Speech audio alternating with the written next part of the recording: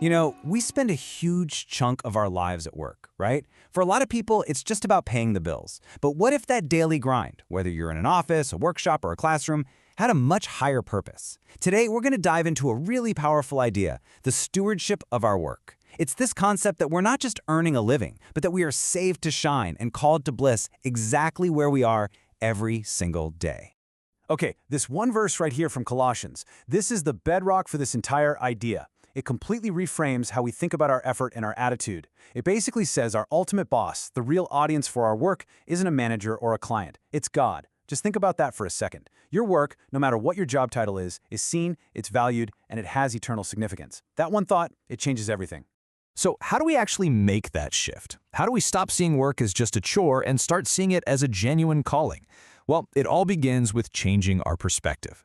We hear that word stewardship a lot, usually when we're talking about money or time. But applying it to our work, that's a game changer.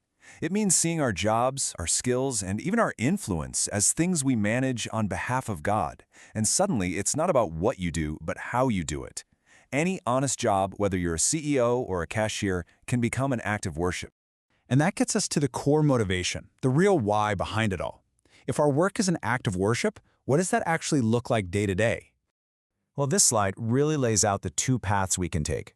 We can work for human approval, chasing after praise, promotions, and trying to avoid criticism. But that's a temporary and frankly exhausting game. Or we can work for God's approval. And when we do that, our focus completely shifts to heartfelt effort and a divine purpose. The quality of our work itself becomes the offering.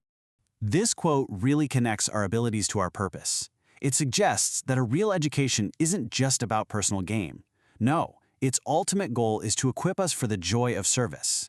It's about getting us ready to contribute, to help, and to build other people up through the work we do. And really it all boils down to this simple but incredibly profound idea. Work is service. A software developer fixing a bug isn't just writing code, they're serving the user by making their life a little less frustrating.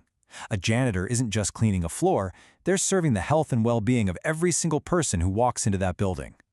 This one shift in perspective can transform any task into a ministry. So this brings us right back to our main theme, and we can break it down into two clear, actionable parts. First, save to shine. This is all about excellence, letting the quality and care you put into your work reflect the character of God. Then there's called to bless. This is about integrity, using your honesty and your kindness to make a real positive impact on your coworkers, your customers, and your whole community. Okay, so we've talked about the internal mindset shift. Now let's get into how that creates an actual external impact. Because when we adopt this perspective, our workplace totally transforms from just a place we go to into something way more significant. Just let that sink in for a minute. A mission field isn't necessarily some remote village on the other side of the world. It's any place where people are. And for most of us, that's our job. It is the primary stage where our faith gets lived out, day after day, right in front of a watching world. Wow, this line just captures the weight and the privilege of that opportunity, doesn't it? Our actions, how we respond to stress, our honesty when we think no one's looking. Our character is the text that people are reading. It speaks so much more powerfully than any sermon we could ever give. Look, this all sounds great in theory, right? But what does it actually look like on a Monday morning when the emails are piling up and the coffee hasn't even kicked in yet? Let's get really practical. These aren't huge, heroic gestures. They're the small, everyday choices. Being on time. That shows you respect other people. Being honest on your timesheet? That builds trust. Choosing not to complain or gossip? That can change the entire atmosphere of a room. Refusing to cut corners? These are the simple building blocks of a powerful witness. It's always about character first and words second. As we start to wrap this up, let's get personal with a few questions to reflect on. First off, think about your reputation. When your name comes up at work, does the word reliable follow? Because that is stewardship in action. And here's the next one, kind of a personal audit. In those moments of pressure or conflict, or even success, does your behavior actually line up with the faith you say you have?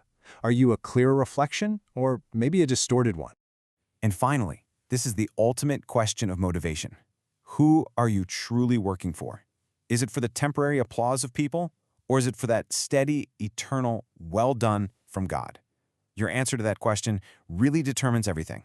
So that's the challenge for all of us, to steward our work, to see it not as a burden but as a platform. You are in your job for a reason. You are saved to shine through your excellence, and you are called to bless through your integrity. Now go and make your work matter for eternity.